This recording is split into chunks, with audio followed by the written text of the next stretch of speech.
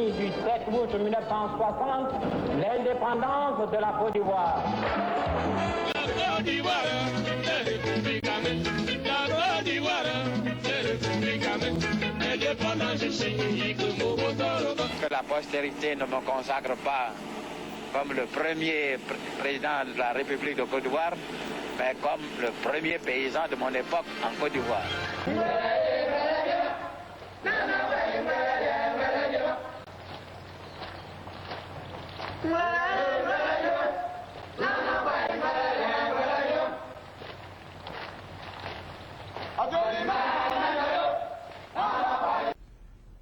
Pour ne parler que de l'Afrique noire, les centres de recherche appliqués dans l'agriculture, ça n'existe nulle part qu'ici. Le CNRA.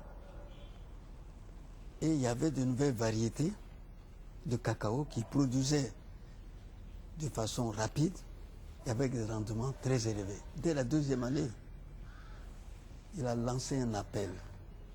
Il dit qu'il faut détruire vos vieilles plantations pour utiliser les nouvelles variétés.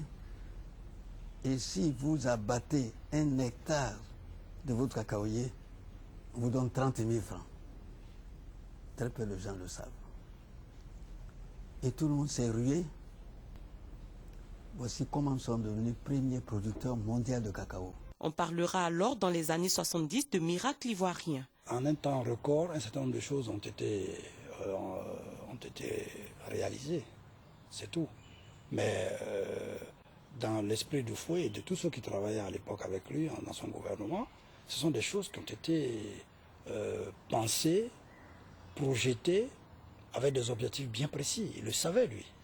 Et en même temps qu'il était en train de faire dans des régions appropriées, dont les surfaces de sol sont appropriées telle ou telle spéculation, le coton dans le nord, le cacao et le café dans l'ouest et dans l'est, en même temps qu'il faisait ça, il faisait en même temps, c'était systématique, il faisait faire des routes, des haies et des ouvrages d'art pour permettre l'évacuation de ces produits, mais mieux, pour permettre que les échanges de production vivrière entre zones puissent se faire.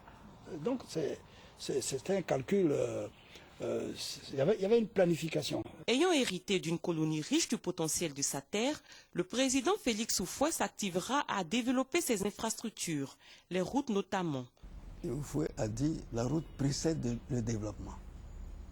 On avait le meilleur réseau routier d'Afrique noire, sans compter le bitumage. Vous voyez, la base de l'économie, c'est les infrastructures économiques. L'école, n'en parlons pas. La santé, n'en parlons pas. L'eau. Non seulement les châteaux d'eau, mais les puits. Il y avait un programme pour l'extension des puits, l'électricité rurale aussi dans les villages. Parce que son ambition est de freiner l'exode rural pour que le villageois ait les mêmes conforts qu'en ville et qu'il ne soit pas tenté par déserter le village. Développer la Côte d'Ivoire, ce sera le cheval de bataille du président Félix Houphouët-Boigny. Un combat qui n'aura pas toujours été compris et accepté. Quand il a construit le pont Houphouët-Boigny, il a été critiqué en disant qu'on a jeté de l'argent en l'air pour un pont où circulent très peu de véhicules. La Côte d'Ivoire moderne, le président Félix Houphouët-Boigny avait pour ambition de la bâtir avec des hommes et des femmes bien formés. L'éducation nationale sera érigée au rang de priorité des priorités. Les pays les plus développés dans l'éducation, il y avait le Sénégal et le Bénin et le Togo. On appelait d'ailleurs le quartier latin de l'Afrique. Et vous voulez rattraper ce retard. On a mobilisé les populations dans l'autodéveloppement à construire beaucoup d'écoles. Il a décidé de construire 13 collèges à la rentrée 66. C'était en 65. Vous voyez? Et le système du secondaire aussi a suivi, puisqu'il y avait le retard. Et les 13 collèges, chaque année, on faisait les agrandissements nécessaires. L'enseignement supérieur bénéficiera d'une attention particulière. Les grands professeurs de médecine actuels en France ont fait leurs études ici à Abidjan. Celui que tout le monde connaît, qui a été le dernier médecin du président Houphouët, le professeur Bernard Debré. Il a fait ses études ici, à Abidjan. Ses professeurs ont été M. Angaté, le professeur Angaté, le professeur Kébé, le professeur Alangba. Industrie de transformation, infrastructures économiques, infrastructures ferroviaires et autres sortiront de terre à partir de 1960. Sur cette longue liste s'ajoute la radiodiffusion-télévision ivoirienne. Lui, il était toujours en avant au Houphouët-Boigny. Il voyait ça en France. Pourquoi on ne le ferait pas ici? Nous avons recruté des gens. Le président a donné un cachet spécial à l'audiovisuel pour permettre aux autres de connaître ce que c'est que la Côte d'Ivoire. La télévision, il a vu en Europe. Il savait que ça pouvait permettre de parler au monde et surtout aux Ivoiriens plus facilement. Il y avait déjà la radio. Bon, chacun avait son petit transistor. Mais maintenant, il fallait qu'on le voie, lui, pour qu'il lance son message à la nation et au monde entier. Ce grand bâtisseur n'a cessé de cultiver la paix, le dialogue et l'unité dans le cœur de tous les Ivoiriens. Soyez bénis, grand Houphouët-Boigny. Les jeunes de Côte d'Ivoire vous remercient. Soyez loués, grand Houphouët-Boigny.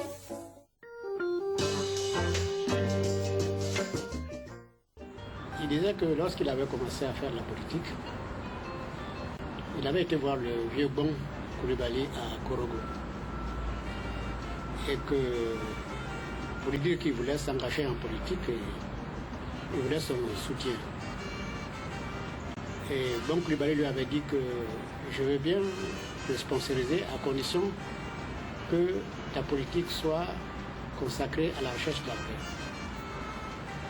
Parce que lui-même, bon Coulibaly, il avait évité la guerre entre ses puissants voisins, qui étaient Dembaba et Samori. Donc, c'est là qu'il a pris conscience effectivement que la paix était le pilier indispensable pour sa politique. C'est là qu'il a vraiment apprécié, disons, ce message de la part du vieux bon Coulibaly et qu'il a fait de la paix, disons, son leitmotiv en matière de politique.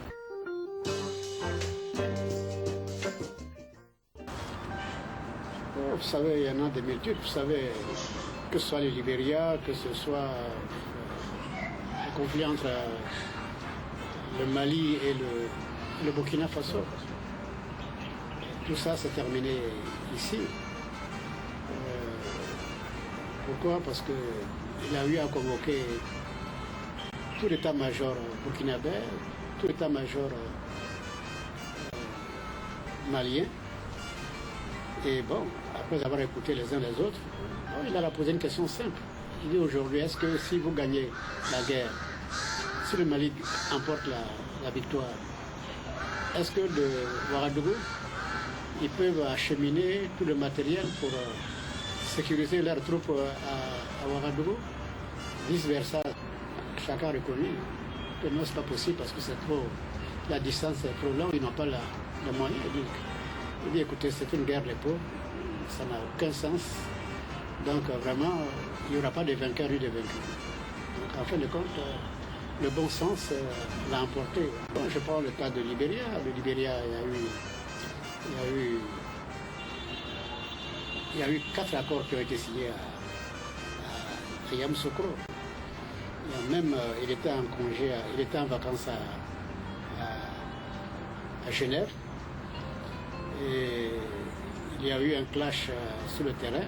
Tout le monde s'est réuni à Genève pendant 24 heures sous son égide. On a eu encore un accord. Pour lui, il n'y avait pas de répit, il n'y avait pas de dimension. Partout, il fallait tout de suite réunir les gens pour solutionner un problème.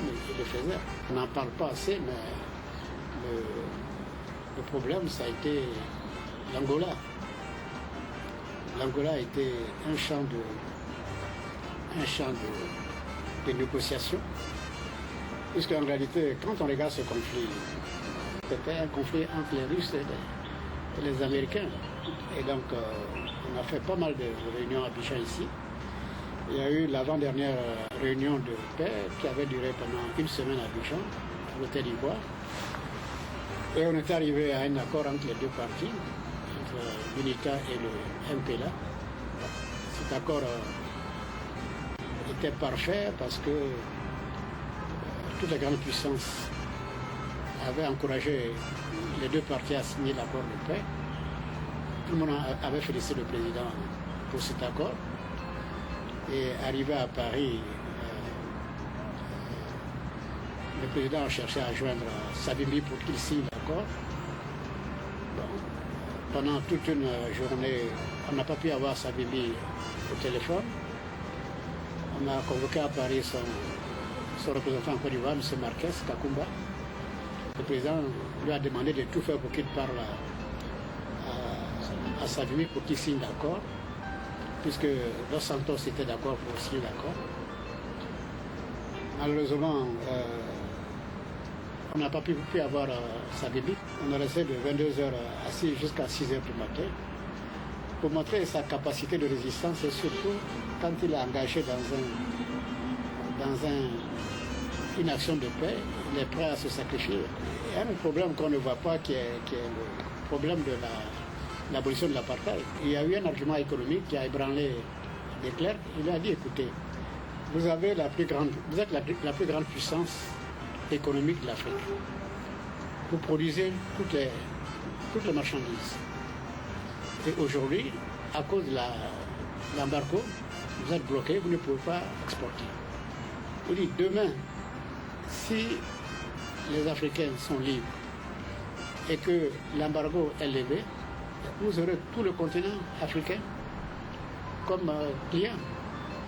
Donc vos affaires vont prospérer encore beaucoup plus. Et ça, je crois que ça ébranlait beaucoup les clercs. Parce qu'il avait dit au président Houphouët que vraiment que jusqu'à présent il a eu des argumentaires, mais qu'un argumentaire aussi solide, il n'avait pas entendu. Mais qui demanda à ce que le président Houphouët-Boigny lui donne quelque temps pour pouvoir convaincre les esprits pour aller vers l'abolition de l'apartheid.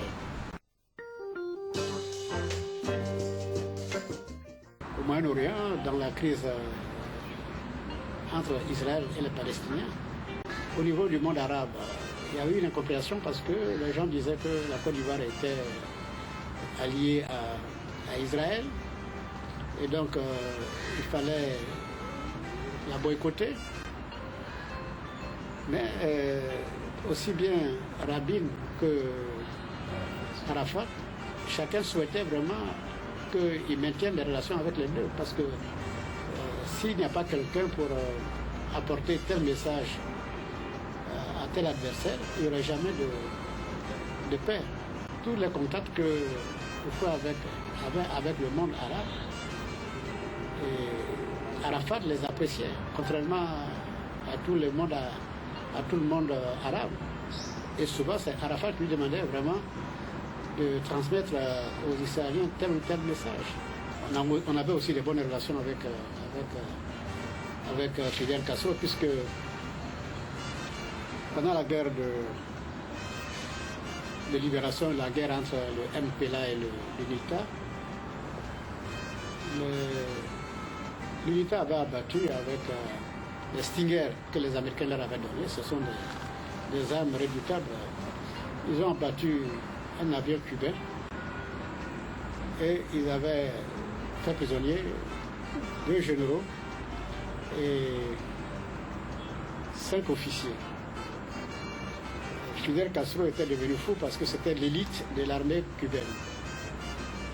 Et il a tapé à toutes les portes pour pouvoir libérer ses soldats.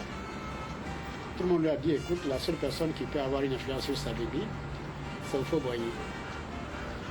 Donc il a envoyé une grande délégation voir le président Houphouët-Boigny, les caciques du régime cubain. Ils sont venus voir le président pour dire que, monsieur le président, nous avons l'élite de l'armée cubaine qui est en prison à Tchamba, chez Savimbi. Nous sommes prêts à tout faire pour que vraiment on libère ces Cubains. Donc vraiment, nous nous en remettons à vous pour nous aider. Et bon, il faut appeler Savimbi, il dit, écoute, on va libérer tes Cubains. Et Savimbi dit non, c'est pas possible parce que c'est la plus grosse prise que j'ai faite et je ne peux pas les libérer. Il faut dire non, je vais les prendre et je sais qu'est-ce que je vais en faire. Donc, je suis allé les chercher, un à un, et ils sont tous venus habiter ici. Et ensuite, je suis parti avec le Grumman 4 à Laval pour les remettre à Fidel Castro. Mais ce qu'on ne sait pas, c'est qu'il avait demandé à Fidel Castro de retirer ses troupes de l'Angola et de la Namibie. Et en contrepartie, l'Afrique du Sud devait retirer ses soldats de l'Angola, puisque l'Afrique du Sud avait occupé une partie de l'Angola et également la Namibie. Donc avec la caution des Américains, le deal a été accepté de part et d'autre. Ça a favorisé, avec la chute du mur de Berlin, ça a facilité donc la paix en Angola. Soyez bénis, grand feu Boigny. Les jeunes de Côte d'Ivoire vous remercient. Soyez loués, grand feu Boigny. Mes chers compatriotes, nous venons d'apprendre ce matin l'information la plus cruelle de notre histoire nationale. Le père de la nation, notre chef d'État bien-aimé, n'est plus. D'un coup, la Côte d'Ivoire, toutes ses filles et tous ses fils, dans leur diversité, se sentent orphelins. Ainsi commence la gestion de l'héritage de Félix Houphouët-Boigny. Un lourd héritage eu égard aux premières crises sociales que connaît le pays seulement 2 ans après le décès d'Houphouët-Boigny. Le boycott actif de 1995, suivi d'un coup d'État en 1999 qui renverse le régime d'Henri Konan Bédié. Le temps de la tranquillité est déjà bien loin derrière les Ivoiriens.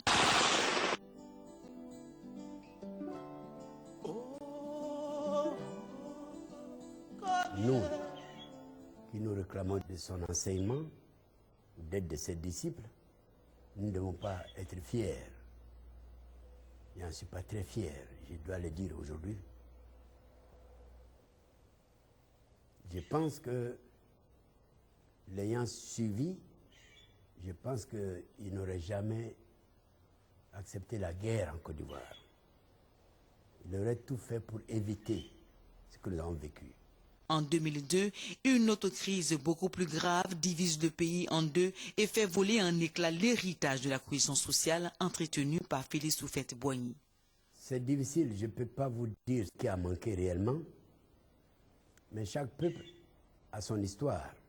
Et Houphouët disait, personne n'échappe à son destin. Peut-être que le destin de la Côte d'Ivoire était de passer par où nous sommes passés, peut-être, j'en sais rien. Mais moi, j'ai le sentiment aujourd'hui que le président Houphouët avait le pressentiment que quelque chose guettait la Côte d'Ivoire.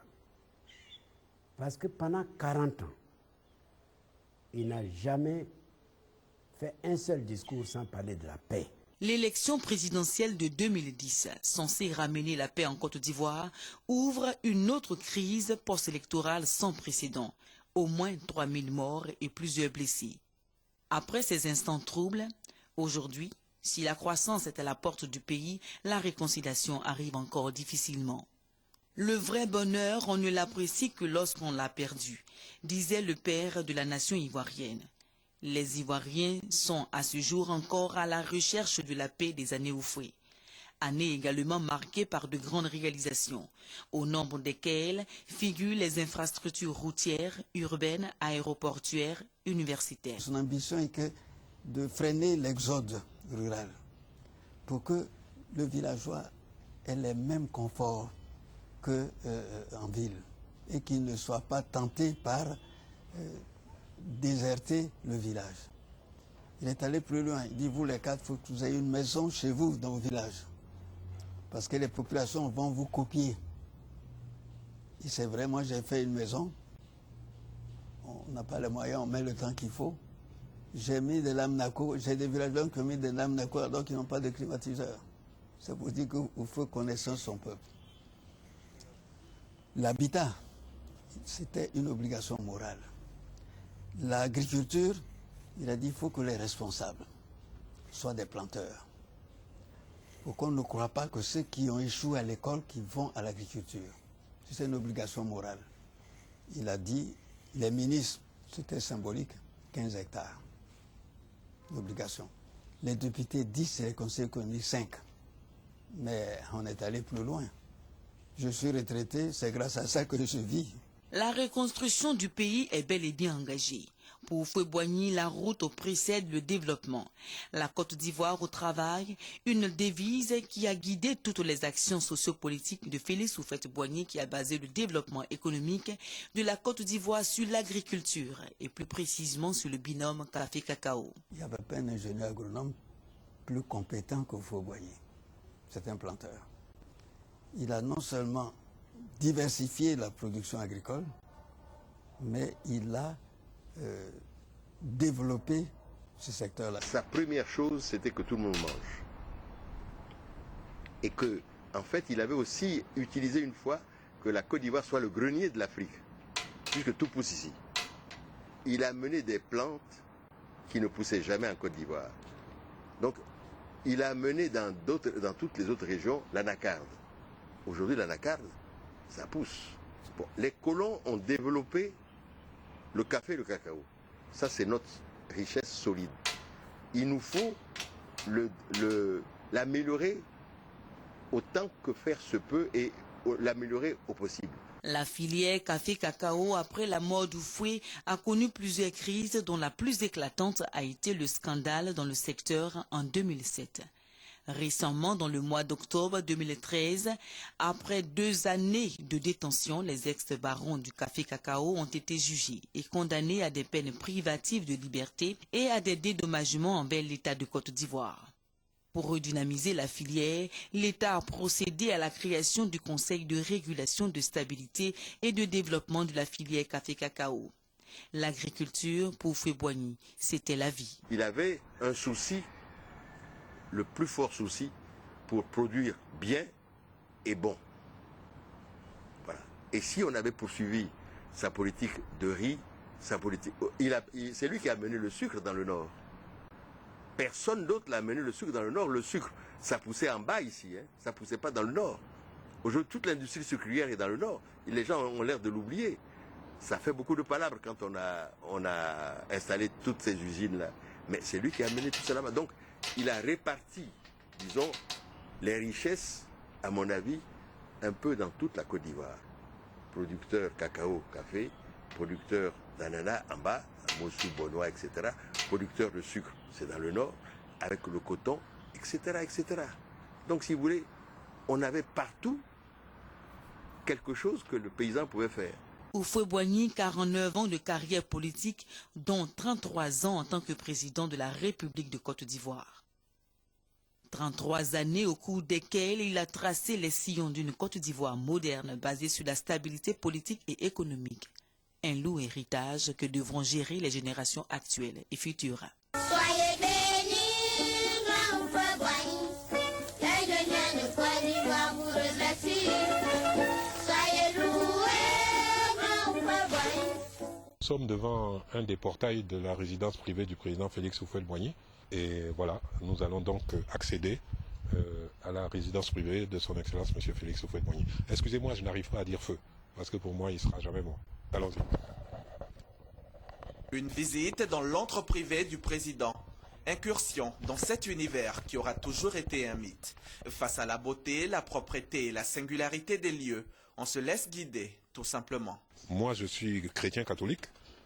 D'autres sont musulmans, d'autres croient simplement aux esprits. Cet arbre que vous voyez au coin là, avec une espèce de drap autour, blanc, on le voit d'ici. Il paraît que c'est sous cet arbre que le président Houphouët-Boigny aurait prêté le serment de ne jamais verser du sang humain. Donc c'est un arbre centenaire. Et cet arbre, jusqu'aujourd'hui, nous l'appelons ici communément le kwakwa. Les toits qui affleurent des murs là, c'était les villas de ses sœurs et de ses cousines. Il y avait Mamie Fété, Mamie Adjoa, Mamie Djeneba. Derrière ma grand-mère, Mamie Amoui, derrière encore Marie-Thérèse Yamousso, derrière encore Nana Kwasingo. Ce sont ses cousines et ses sœurs. Parce que chez nous, les mots, le baoulé, le cousin n'existe pas. Il n'y a même pas de mot baoulé pour dire cousin ou cousine. Ça n'existe même pas. Votre cousin, c'est votre frère. Votre cousine, c'est votre sœur. C'est pour ça que par extension, on parle des sœurs du président. Mais sur un plan strictement biologique, il avait 2 sœurs. Mamie Fete et Mamie Adjoa. Les 2 autres, Mamie Guénéba et Mamie Amoui, ma grand-mère, étaient ses cousines germaines, chez les Blancs. Le président Houphouët-Boigny entrait par cette porte, quittait Yamoussoukro par cette porte. Donc c'est aussi une porte historique. Une porte historique que nous franchissons. Le palais est vaste et beaucoup de choses sont à découvrir. Dans la maison que vous voyez de l'autre côté, il y a 4 chambres. Et ces enfants habitaient là quand ils venaient ici. Et nous-mêmes habitions là-bas aussi pendant les vacances quand nous nous retrouvions ici. Et cette maison existe depuis 1936. Elle a été améliorée, climatisée, ainsi de suite. Mais le lieu a toujours été le même. Il y a 5 étages. Et à chaque étage, vous avez entre 3 et 4 chambres. Voilà, qui sont fonctionnelles. Maintenant, tout de suite, si vous allez, vous pouvez dormir. Mais il n'y a personne qui vit ici. Personne. Personne ne vit ici, mais les lieux sont toujours entretenus, avec un personnel qui tous les jours ouvre, aère, aspire et brique les marches. C'est ici que se sont déroulées les présentations des condoléances à la famille Houphouët-Boigny. Donc ceux qui présentaient les condoléances arrivaient par ici, s'installaient sur la droite, la famille était installée sur la gauche. Ça a duré, je crois, 1 mois et demi. Tous les jours, en face était montée une chapelle ardente. Sur votre gauche, vous allez avoir la salle à manger, où pendant les vacances, quand nous étions tous ici, le président Houphouët-Boigny et nous-mêmes prenions nos repas. Vous verrez que dans cette maison, il y a beaucoup de bleu, parce que c'était sa couleur préférée, paraît-il. Voilà, une salle à manger. Et les fauteuils HB, Houphouët-Boigny, c'était là qu'il s'asseyait pour manger. Le fauteuil que vous voyez là-bas a reçu pratiquement tous les présidents de la République qui sont venus ici.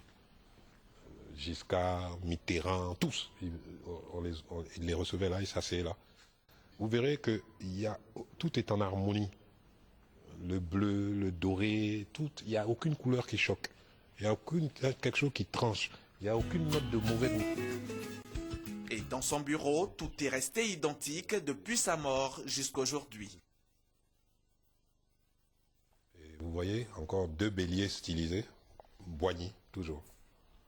En vermeil, pas en or non plus. Il lui arrivait de faire venir son gouvernement ici et de tenir un conseil ici. Voilà. Ça aussi, c'est lui.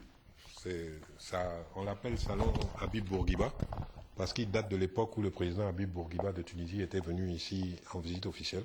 Un conseil de ministres à domicile, une autre idée du président Houphouët-Boigny. Et des idées, ce n'est pas ce qui lui manquait. Vous constaterez que personne ne fait dos à personne. Imaginez 3 personnes qui ne se parlent pas. Si on les met là, ils vont être obligés de se parler. Maintenant, quand ils se parlent, on va les prendre pour leur demander il y a quoi. On arrive vraiment dans la partie privée des privés. Derrière ce mur se trouve sa chambre et sa salle de bain. Donc c'est vraiment où il vivait.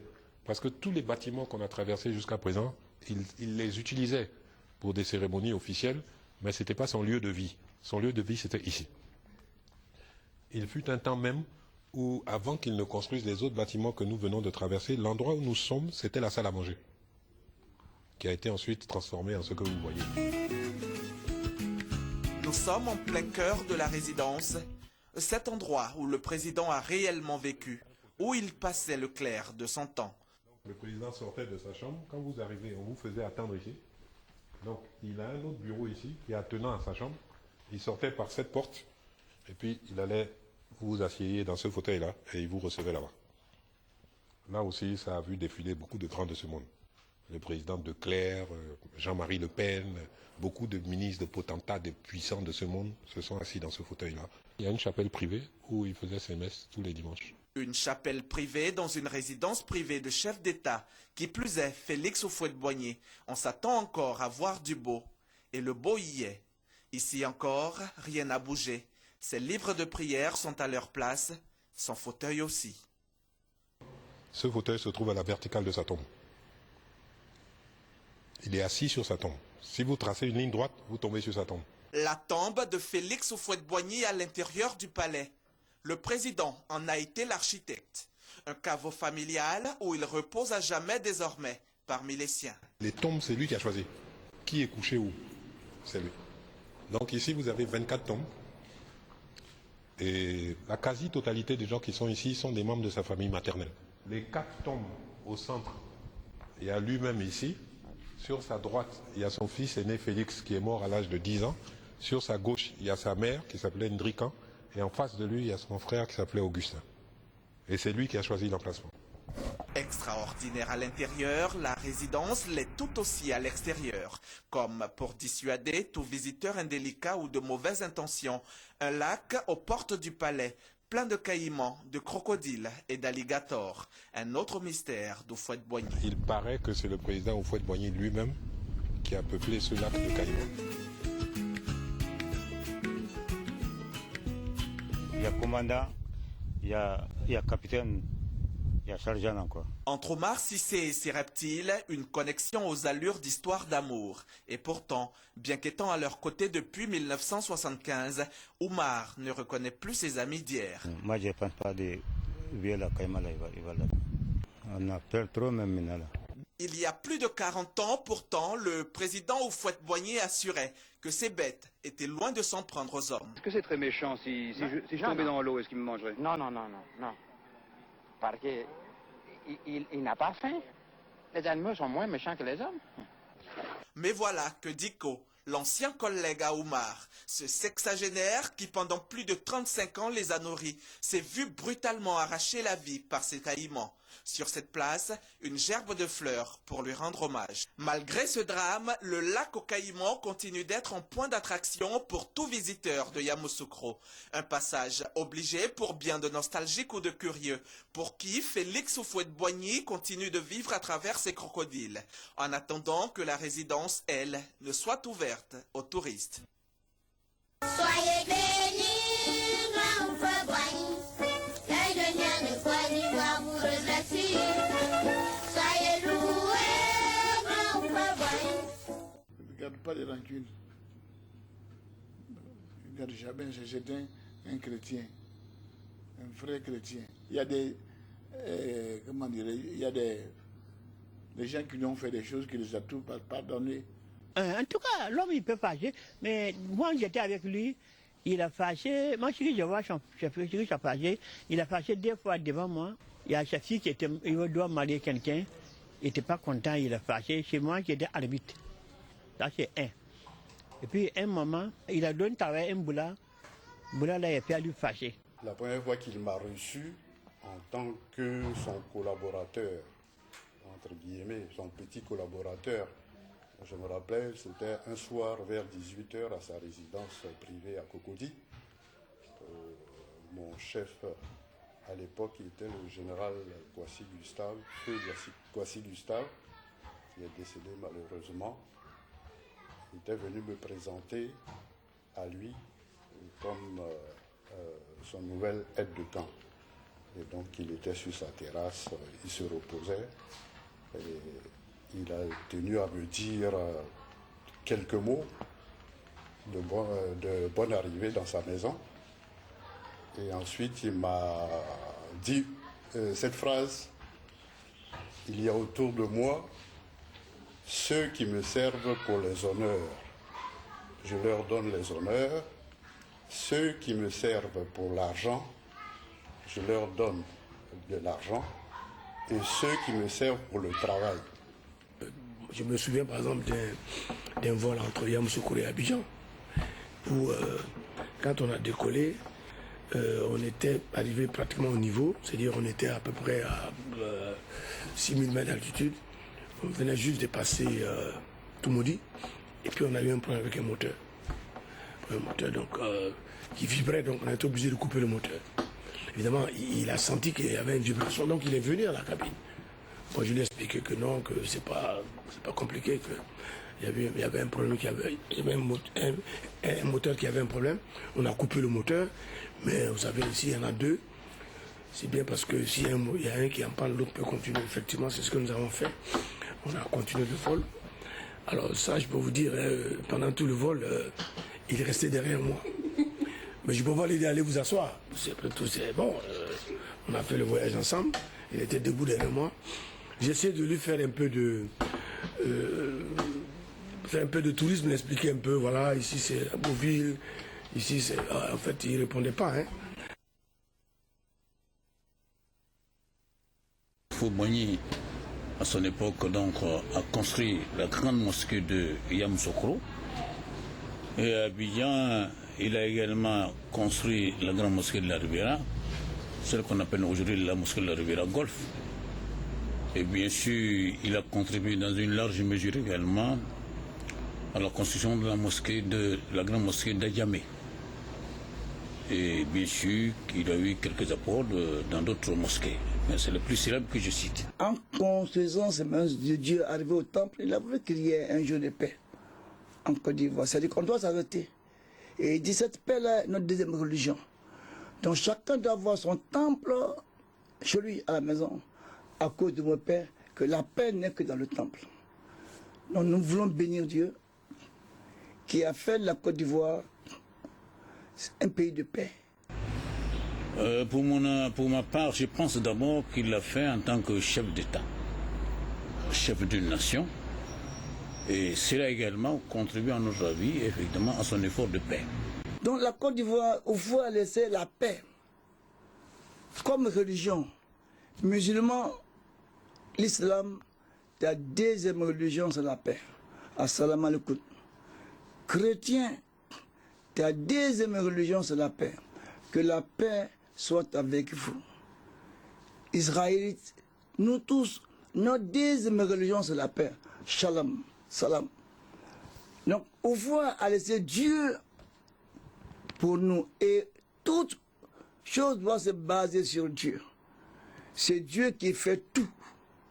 À cause de Dieu, on dit de nous aimer les uns les autres. Ça, ce geste a apporté une contribution notable au climat de paix, surtout dans la communauté religieuse de la Côte d'Ivoire.